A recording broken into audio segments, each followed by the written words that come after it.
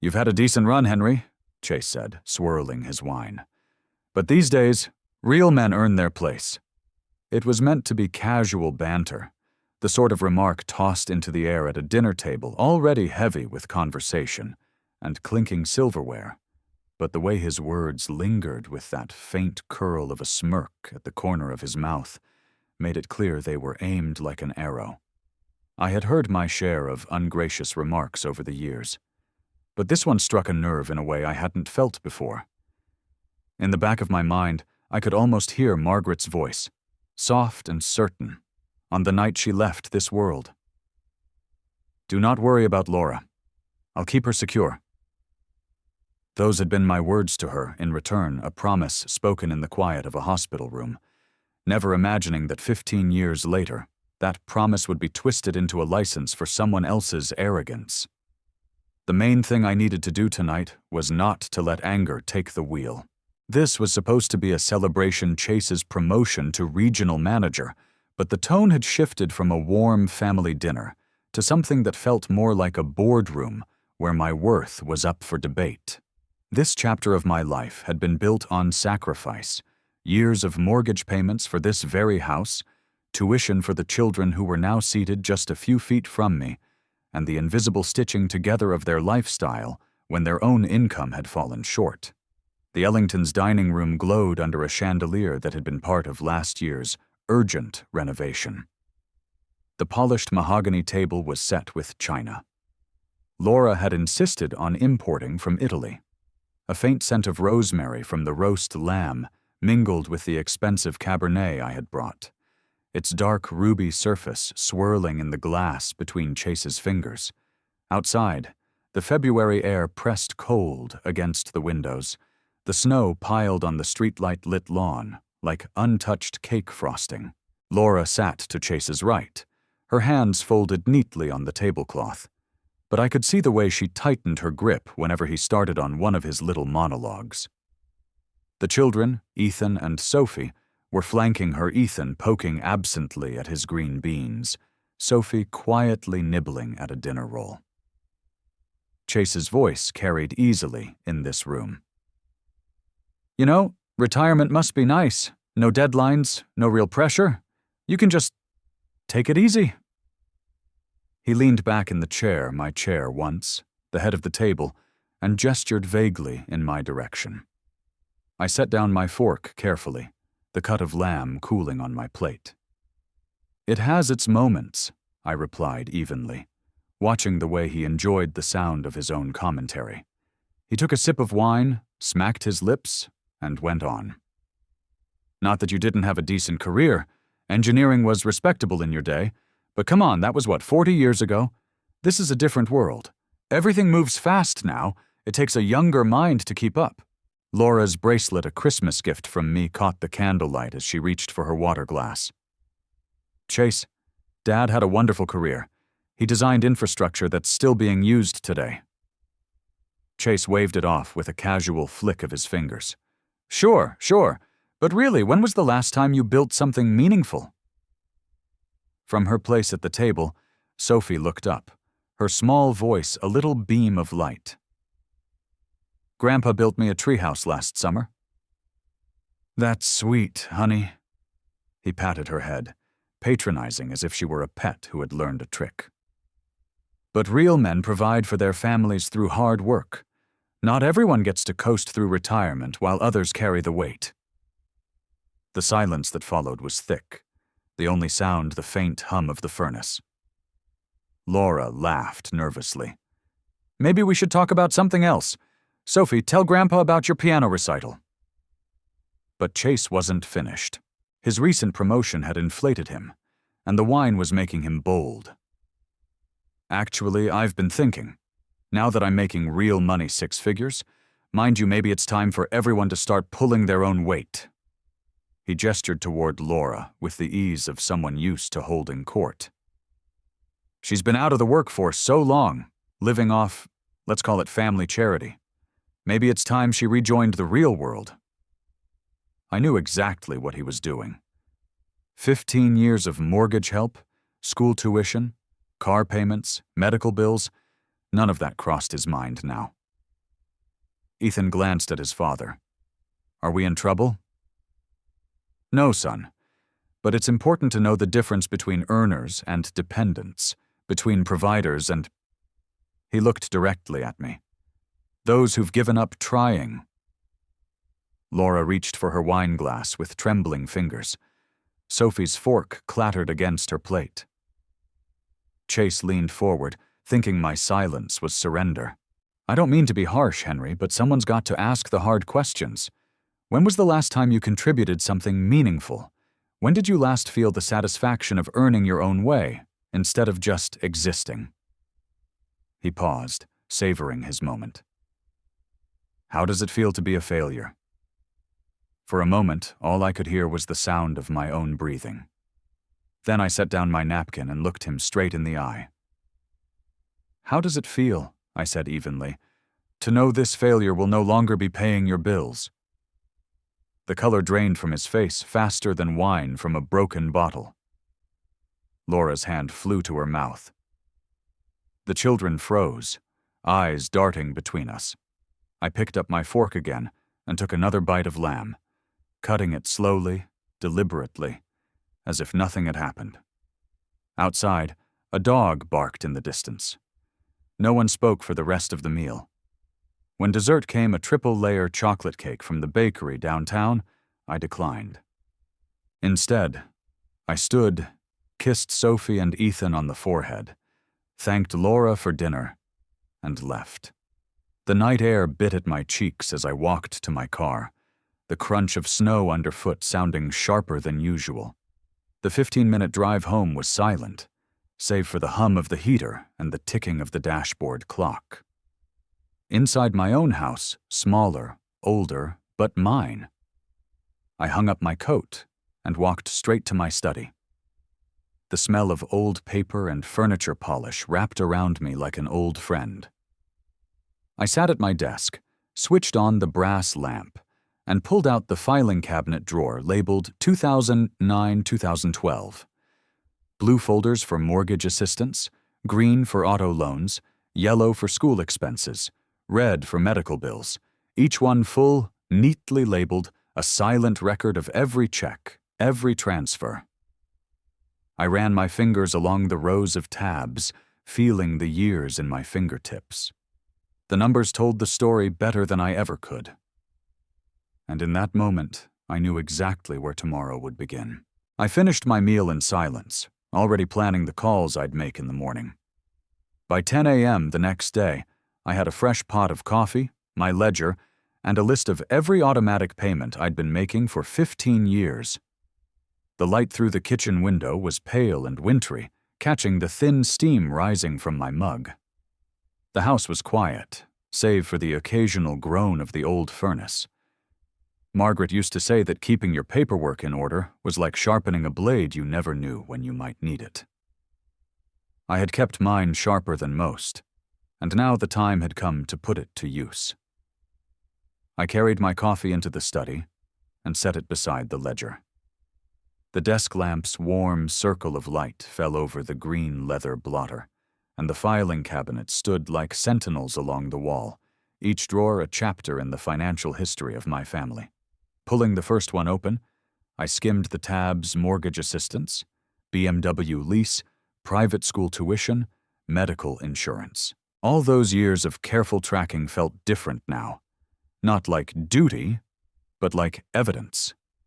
The first call went to the bank that had been receiving my monthly transfer for Laura and Chase's mortgage. The woman on the line had a warm voice, professional but detached, the kind that belonged to someone who handled numbers without ever imagining the people behind them. "Yes, Mr. Whitmore, I can stop that automatic payment for you. It will be effective immediately."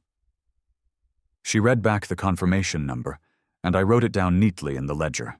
I sharpened a pencil before each call, an old habit I didn't break even though I had pens at arm's reach. Colorado Mountain Insurance was next, and they needed a supervisor to finalize the change.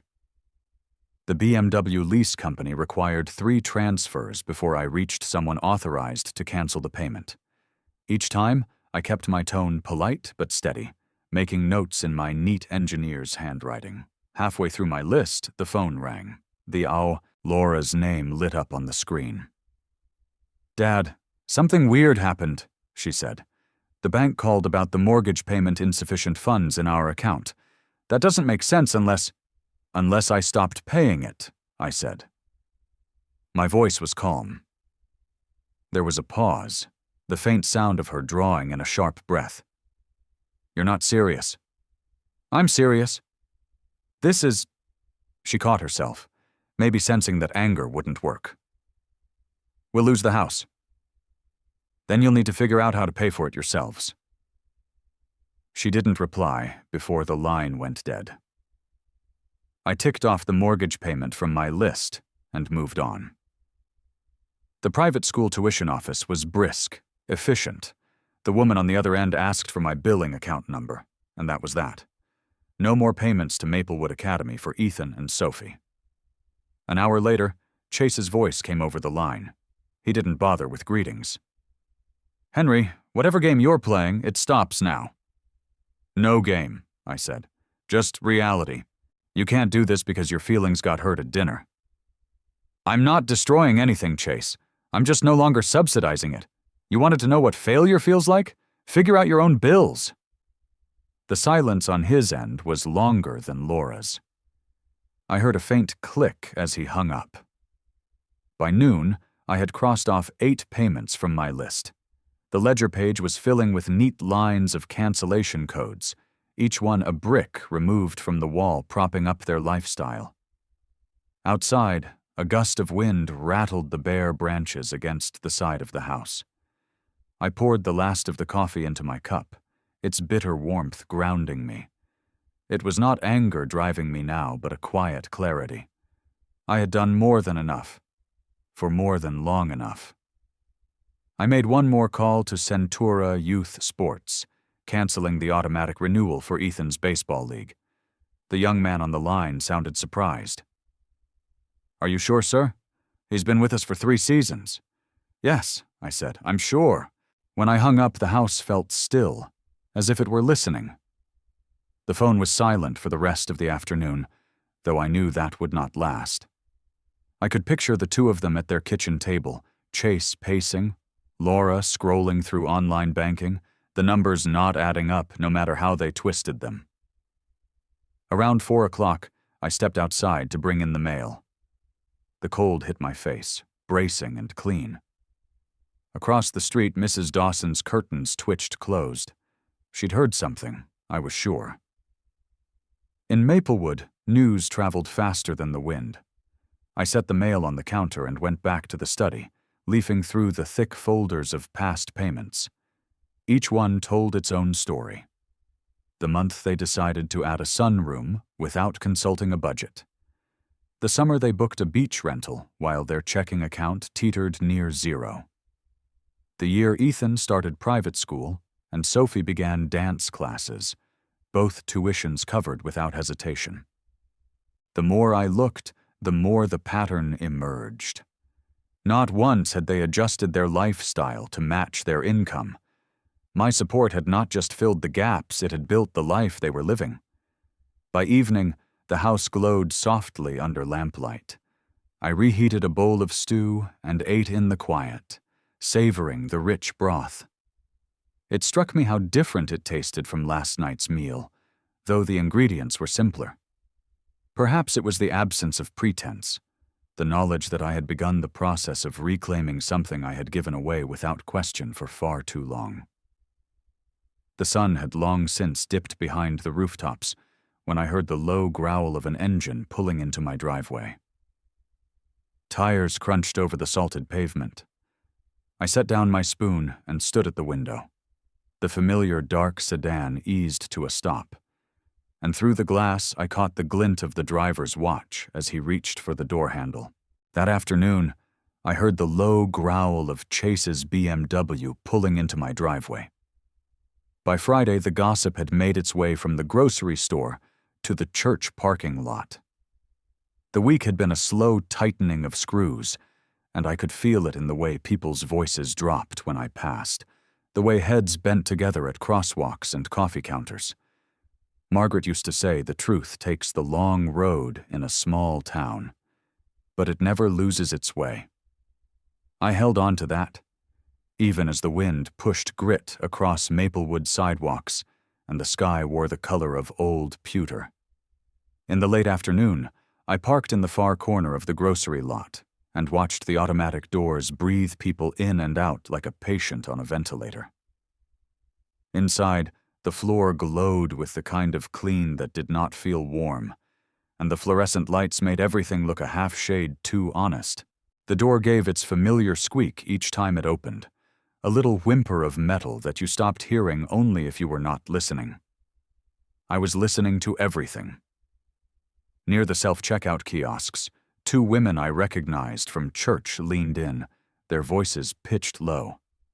They could have been talking about Saturday's bake sale or about hymn selections, but their eyes were cutting quick glances at the express lane. Laura stood there in a blue vest and a stiff name badge, scanning cereal boxes and rotisserie chicken and the small humiliations of the workday. I could tell she felt every whisper hit her skin like cold rain, but her hands moved with practiced care. Paper or plastic, smile that never quite reached her eyes, receipt offered with the clean edge of resignation. When she looked up and saw me, something inside her face loosened, then tightened again. She put the next customer through and did not wave. I moved to the coffee aisle and pretended to study the bags. A young stock clerk in a red apron straightened a shelf to my left. "Afternoon," he said, polite. We both heard it then, the first rumor spoken just a little too loudly to be accidental. Can you believe it? Cutting off his own daughter, with the grandkids and all. The clerk stiffened, glanced at me, then away. I picked up a bag of medium roast and put it in the cart. The air smelled like detergent and produce, and the faint iron scent of someone swallowing a story the wrong way. Outside, the parking lot delivered its own chorus. The automatic door squeaked, people filtered out with their bagged lives, and in the gap between idling cars a snatch of new certainty floated. He abandoned them. He did. That is what I heard. I did not argue with shadows in a parking lot. I had learned long ago that you let the wind have the first word and the last. You keep your breath for what matters. At a stoplight on Maple Avenue, I saw my neighbor, Harold Finley, cross with a loaf of bread under his arm and a newspaper tucked into his coat. Harold carried himself like a man who did not confuse gossip with information. He lifted 2 fingers from the paper, a small salute, and continued on to Murphy's bar at the corner. Friday at Murphy's meant old men at the window table watching the game, men in work boots settling tabs they would forget by Monday, and a stretch of bar where younger men let their voices get bigger as the afternoon got smaller. I did not go in. I did not need to. When Harold had something to tell me, he would. The church parking lot was half full when I pulled in, ash trees bare and rattling, a woman arranging hymnals in the back seat of her sedan, while 2 boys chased each other between bumpers. Mrs. Dawson stood near the ramp talking to a couple from the choir, her gloved hands making small, sharp shapes in the air. She looked up and saw me, and the conversation hiccuped. The man from the choir touched his wife's elbow and led her inside. "Good afternoon, Mrs. Dawson," I said. The gravel underfoot made an old sound. She raised her chin and gave me a look that could have passed for pity if it had not been sharpened on indignation. "Henry, I have been hearing things this week, unsettling things, about family obligations." "I suppose you have," I said. "It is not my place," she began. "It rarely is," I said gently. Her mouth pressed into a line. "They say the children are frightened. They say your daughter is working at the store because you cut them off without warning, that you will not even help with the basics." I could have unloaded everything then, could have pulled the ledgers from my car and the receipts from my pocket and told her what nearly $1 million looked like when flattened into years. but Margaret's voice touched my shoulder like a hand. Patience, one person at a time. The truth will get there. I have taken care of the basics for a very long time, I said.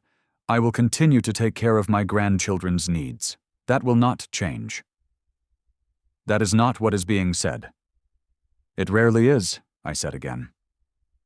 She studied me, something like uncertainty flickering in her eyes. Before she could reply, the church door opened and a gust of heat and organ practice spilled out. She nodded once and went inside. The wind closed the door behind her with a padded thud. Back home, the house had the quiet that comes when a decision settles and stops pacing. I set the coffee on the counter, took off my coat, and sat in the leather armchair by the front window, the one that had learned the shape of my shoulders over the years. The leather had thinned into comfort along the arms where my hands often rested. It held me now, as if the chair knew that sometimes doing the right thing made a man tired in the bones. The phone rang. "Dad," Laura said, barely above a whisper. "People are talking. It is everywhere. Church, school pickup, the grocery store. They are asking questions. They are saying you abandoned us." "Is that what you told them?" "I did not know what to say. Chase said what he needed to say to keep his story intact," I said. "What did you need to say?" Silence pulled taut, and then loosened. "I do not know anymore." "You will," I said. I could hear the store's intercom paging a manager, the squeak of the automatic door even through the phone, that small cry of metal as if the building itself were weary. "Tell me one thing. Are the children all right?" "They are confused. Ethan hears the arguing. Sophie thinks it is her fault. Tell them it is not. Tell them their grandfather loves them, and that will never change." She inhaled, steadying herself. "Dad, did you really stop the tuition payments?" "Yes," I said. "For now." "What does for now mean?" "It means there are conversations we will need to have. Honest ones." She did not argue. That, more than anything, told me the center of her had begun to shift. Late afternoon drifted toward evening, and the living room filled with that particular gray that turns window glass into mirrors. The phone buzzed again, Harold's name on the screen. "Murphy's," he said, and I could hear the game on television and the clink of ice in a glass. "He is in here holding court." "Chase," I asked, standing at the corner of the bar like a district attorney making an opening statement, Harold said. "He is going on about how you cut off the family without warning, how the kids are going to be thrown out of school, how you are doing it to punish them." "And what are people saying?" I asked. "Depends on which side of him they are standing," Harold said dryly.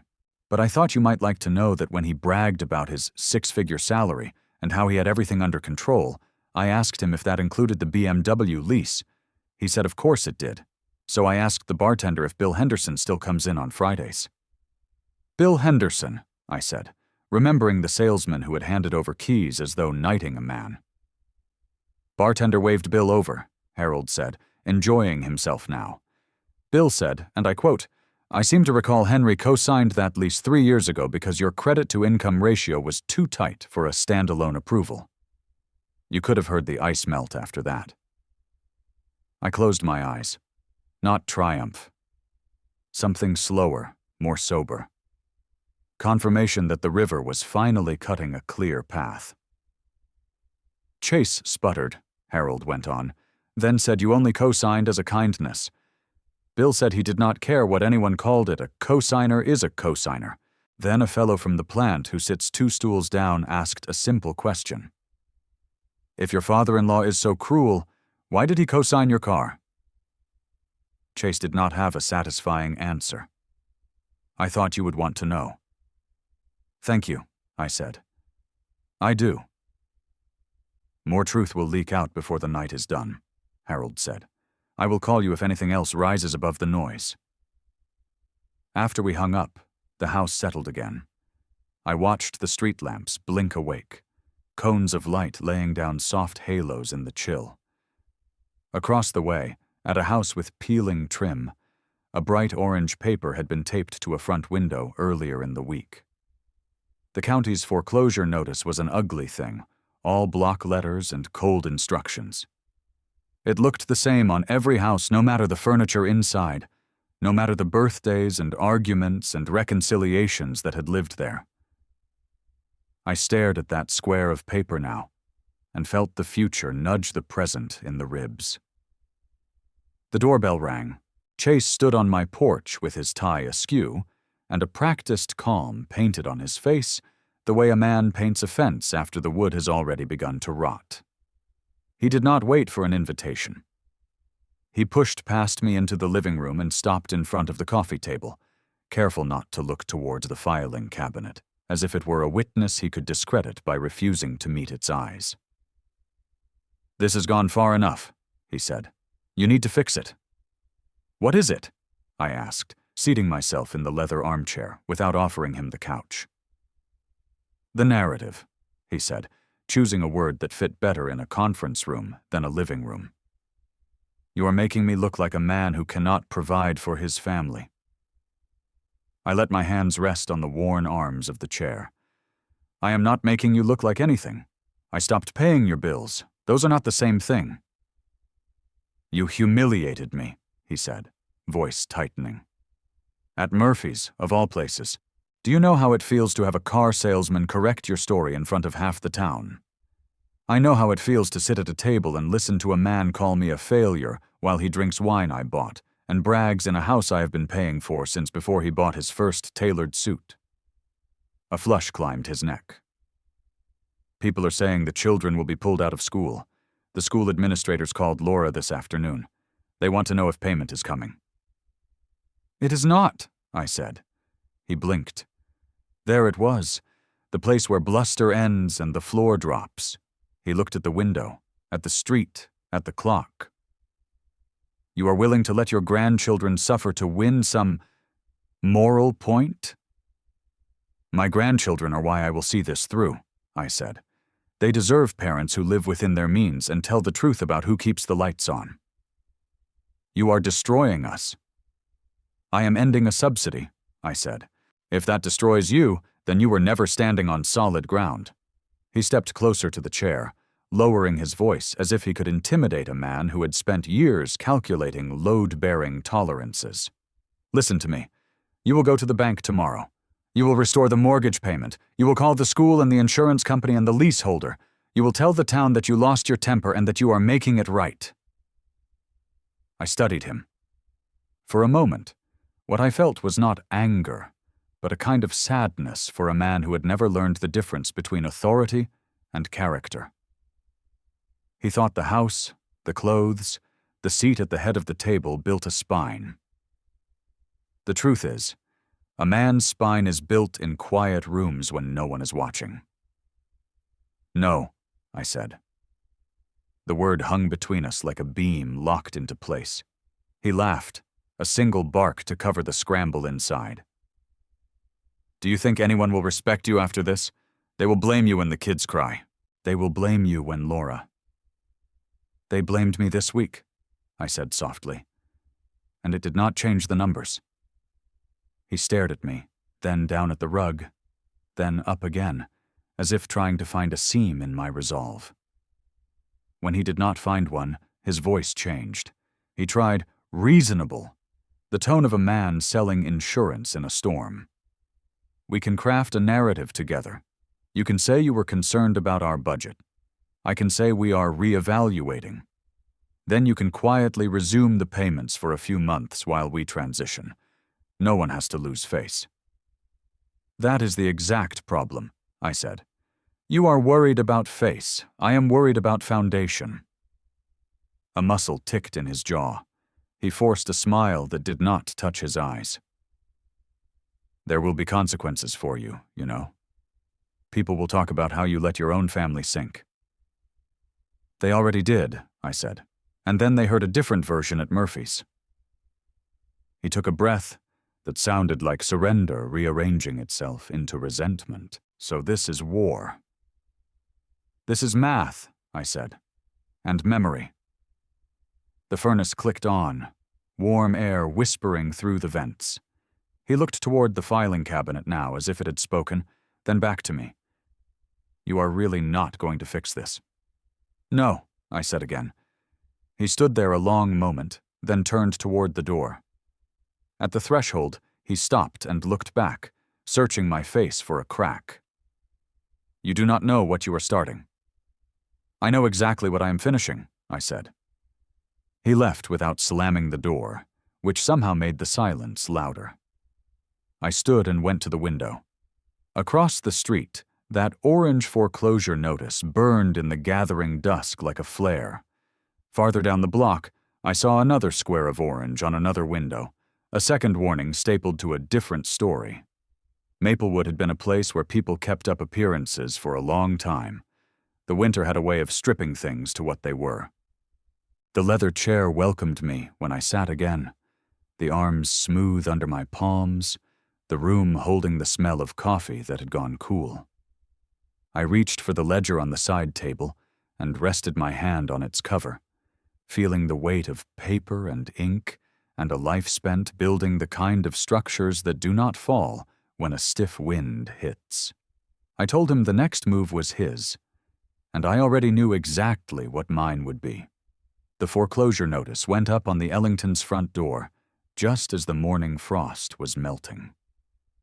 From my kitchen window, the pale sun caught the bright orange paper, making it glow against their dark front door like a warning beacon. Margaret had once told me, during a particularly lean year when we nearly lost the old house ourselves, that sometimes the only way people will learn is when the comfort runs out. I had thought she meant it figuratively. Now I understood she had meant it both ways. The street was unusually still for a Tuesday.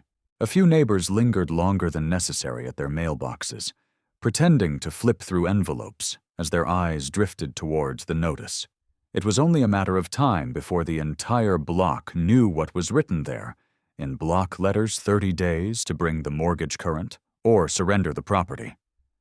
Later that morning, I walked down my drive to retrieve my paper. Across the street, Chase was backing their BMW out of the garage, his jaw set tight. The garage looked oddly bare without Laura's SUV inside. I noticed the gap before I noticed the man in a navy windbreaker with the logo of a repossession service on the chest. He climbed into the SUV and drove it away without looking back. By noon, Laura's silver sedan, an older model she must have borrowed or bought quickly, was parked in the driveway. I saw her leave for the grocery store in her uniform, the blue vest wrinkled from repeated wear. The wind carried the faint smell of snowmelt and car exhaust as she drove past without seeing me on the porch. The calls started that afternoon. Mrs. Dawson phoned first, her voice carrying that clipped politeness that hides a hunger for more information. I just wanted to let you know, Henry, she said. People are asking what's going to happen to them now. To the children. I told her simply that the children would be fine. The adults would have to figure out the rest. The next day, I saw Laura in the checkout line when I stopped by the store for bread. She didn't look up when the woman ahead of me asked if she'd been keeping busy. Her smile was thin. The sound of the register drawer slamming shut echoed across the tiled floor. When her shift ended at 6, I watched from my car as she walked to the old sedan, her shoulders hunched against the cold. By Thursday, the children had begun to sense what was happening. Ethan called that evening. "Grandpa," he said quietly, "Mom and Dad are fighting a lot. About money. About you." I asked him how Sophie was doing.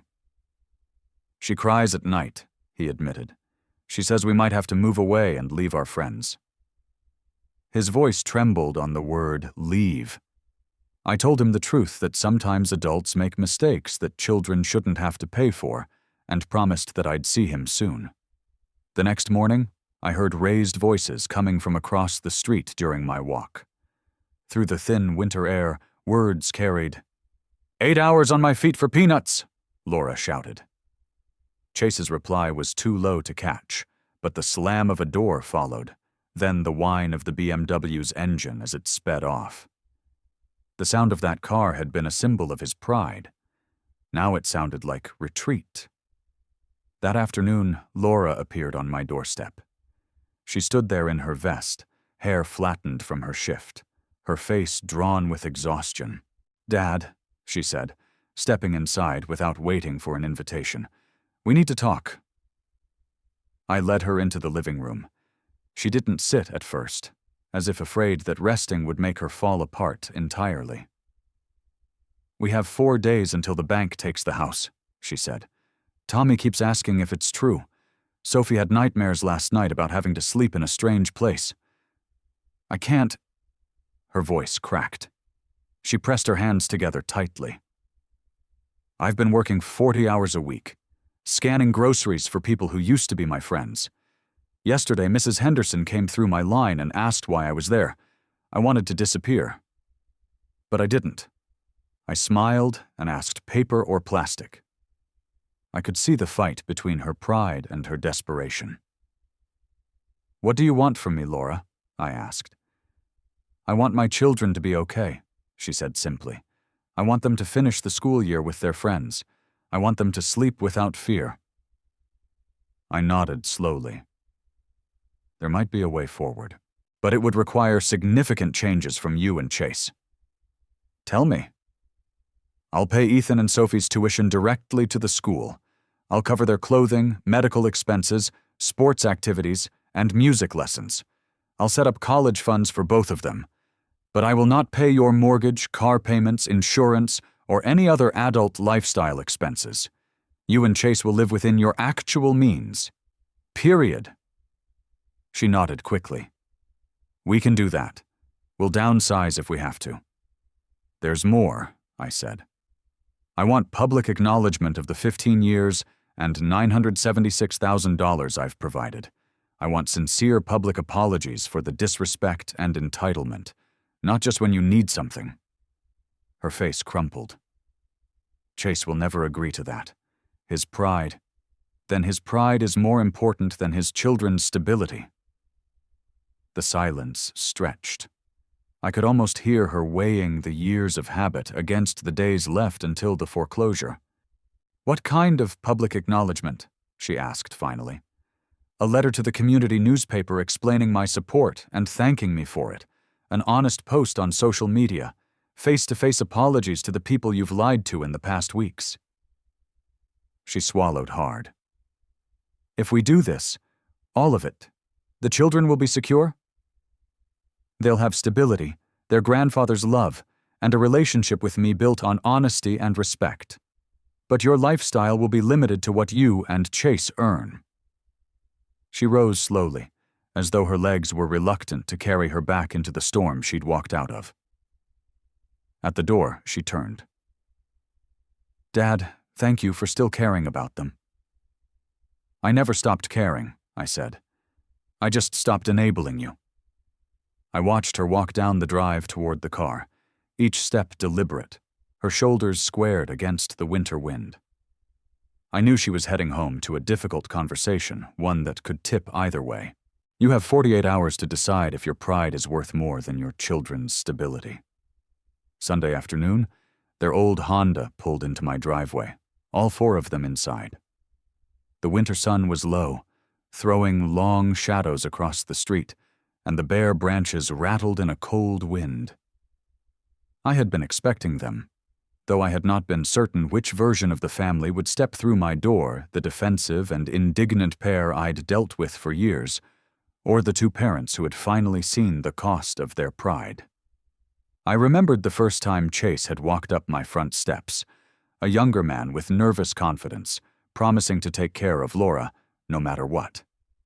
That was before the first late mortgage payment, before the quiet checks and wire transfers, before the debt of gratitude curdled into entitlement. Laura knocked, the children standing close behind her, cheeks pink from the cold. Chase stood a half step back, his hands clasped behind him like a man waiting to be called forward in a courtroom. I stepped aside to let them in. The house smelled faintly of coffee and the cedar logs stacked near the hearth. Sophie and Ethan drifted to the couch without being told, their eyes moving between their parents and me, sensing this was not an ordinary visit. Laura sat in the armchair opposite mine, her voice steady but low. The bank called this morning.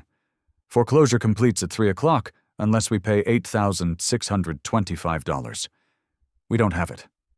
She took Sophie's hand in hers, her thumb moving in small circles over the child's knuckles. Sophie looked at me with the same directness Margaret used to have when she wanted an answer that mattered. Grandpa, are we really going to lose our house? Not if I can help it, sweetheart, I said. Chase cleared his throat. Henry, I need to say some things. His eyes darted toward the mantel where Margaret's photo stood. Then back to me. 15 years ago, you offered to help us temporarily. I took that help and turned it into something permanent, without ever acknowledging what you were giving up. I told people the renovations, the cars, the school were from my work. I let the kids think you were just being generous instead of the one keeping us afloat. His voice cracked on the last words. Laura added, I owe you apologies too. I treated your help like an inheritance I was entitled to, not something you chose to give. You paid our mortgage, our cars, our insurance, our bills, everything. Ethan's brow furrowed. Grandpa paid for my baseball? Yes, Laura said softly, and Sophie's lessons, and more than we can list. Sophie's voice was small. Why didn't you tell us? Because we were ashamed, Laura admitted, not of Grandpa's help, but of how we acted like we didn't need it. I leaned forward, my elbows resting on my knees. If I help you keep the house today, things will be different. I'll pay Ethan and Sophie's tuition directly to the school. I'll cover their medical expenses, clothes, activities, and college funds. But I will not pay your mortgage, car payments, or any other adult lifestyle expenses. You'll live on what you earn. Chase nodded slowly. We understand. There's more, I said. I want public acknowledgement, a letter to the newspaper, a post on social media, and face-to-face apologies to the people you've lied to. This week, before Saturday. Laura glanced at Chase, who stiffened, but after a long pause he said, All right. And one other thing, I continued. Monthly dinners here. Not to talk about money, but to remember what family is supposed to mean. No one argued. The room was so quiet I could hear the clock on the wall counting out the seconds. I stood, walked to my desk, and took out my checkbook. I'll call the bank now and arrange an emergency payment, I said. But this is the last mortgage payment I will ever make for you. After today, you sink or swim on your own. Sophie leaned into her mother and whispered something I couldn't catch. Laura's voice, soft but certain, carried across the space between us. Yes, sweetheart, we're going to be just fine. I'll make the payment this afternoon, but it will be the last mortgage payment I ever make for you. 3 months later, Sophie burst through my front door in a soccer uniform, a gold medal swinging around her neck. The late spring light spilled across the entryway, catching on the bright ribbon as she held it up for me to see. Margaret's last request had been simple. Keep them safe, but make sure they grow strong. Watching Sophie beam, cheeks flushed from the game, I felt like I might finally be delivering on that promise. Ethan followed close behind, a manila envelope in his hand. I brought my report card, he announced, the kind of pride in his voice that had nothing to do with money and everything to do with effort. Straight A's and a handwritten note from his teacher praising his focus and leadership. I gave him the handshake I used to give my engineering team after a job well done, then pulled him into a hug. Laura stepped in after them, setting a plastic container on the kitchen counter. Homemade potato salad? She said, smiling in a way I hadn't seen in years, unforced, unguarded. Chase came last, his sleeves rolled above his forearms, carrying a bag of dinner rolls. It struck me that his shirt, though still neatly pressed, wasn't new. The dining table was already set. The smell of roasted chicken and apple pie filled the house, mixing with the sounds of Sophie chattering about her tournament and Ethan describing a science project on wind turbines. As we ate, Laura slid a folder across the table to me.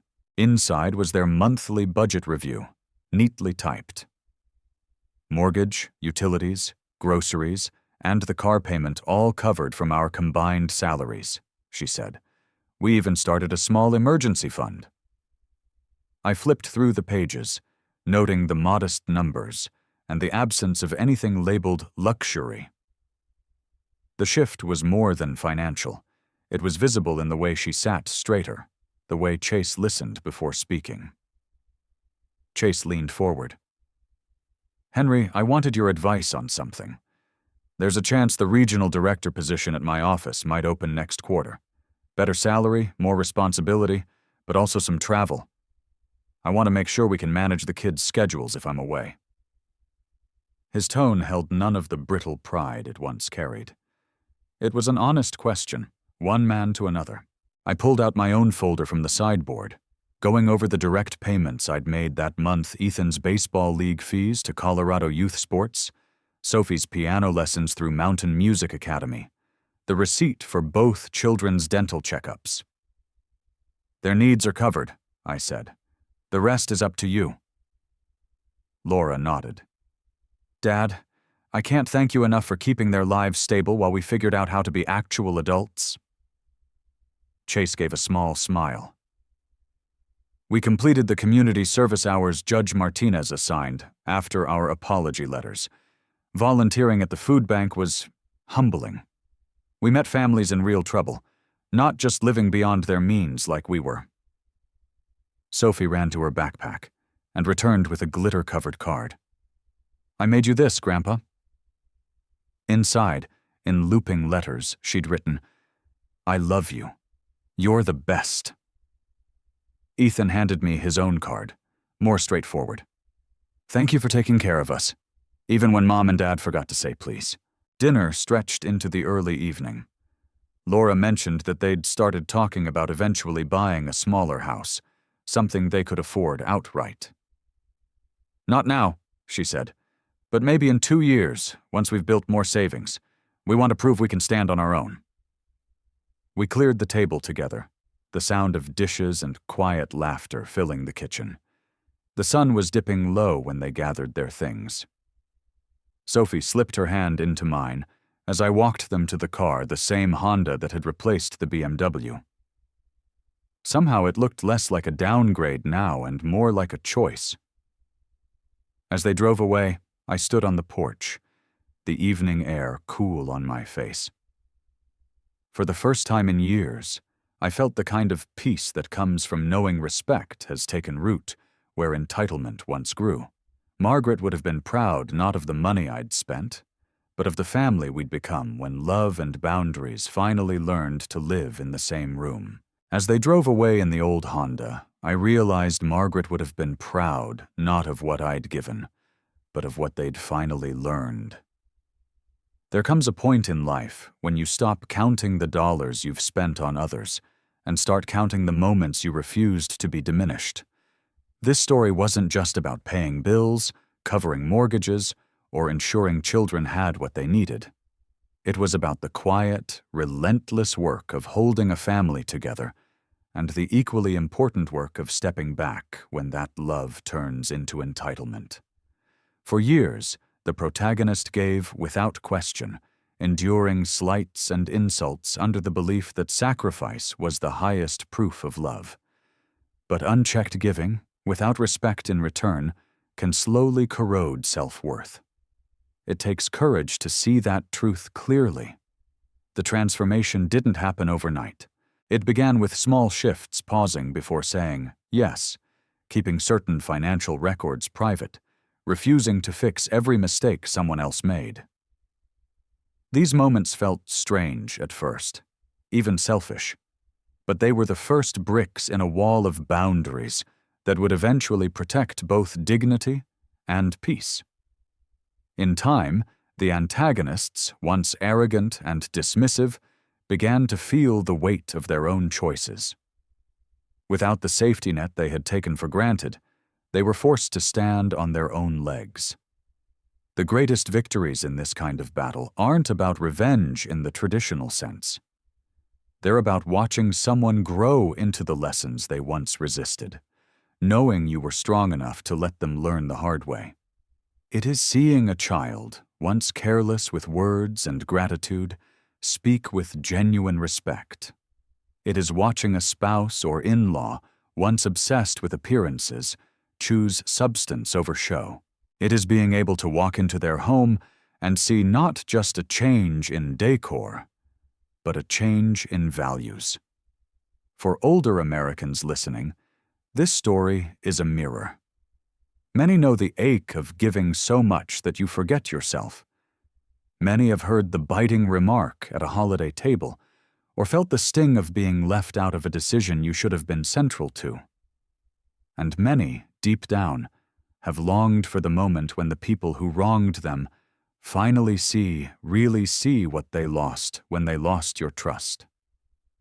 That moment came here, not in a dramatic shouting match, but in the subtle, steady shift of power back into the hands of the one who earned it. It's easy to confuse forgiveness with letting bad behavior slide. This journey proved otherwise. Forgiveness came only after accountability. Rebuilding came only after boundaries. And love? Well, love was only worth keeping if it could live alongside respect. The protagonist's greatest act was not in confronting the disrespect head-on with rage, but in using patience, preparation, and quiet control to make sure the disrespect could never thrive again. The lesson is clear. Self-respect is not given. It is claimed. And once claimed, it must be guarded. Family is a gift, but it's not a license for exploitation. Love thrives best when it is mutual, when giving is matched with gratitude, and when no one is made to feel lesser in their own story. In the end, the protagonist didn't just regain peace, they rewrote the rules of the family, setting a standard for future generations to follow. The philosophy remains. Respect given freely is precious. Respect earned through hard lessons is unshakable. If you've ever stood in the shoes of someone who gave everything and was treated as though it were nothing, remember this: you have the right to draw the line. You have the right to step back, and you have the right to let time and truth do the work that words alone cannot. Because when you choose dignity over appeasement, you don't just change the way others see you, you change the way they see themselves. If you liked this story, leave the number 1 in the comments. And subscribe to our channel to hear the next story one that might just remind you of the strength you already have.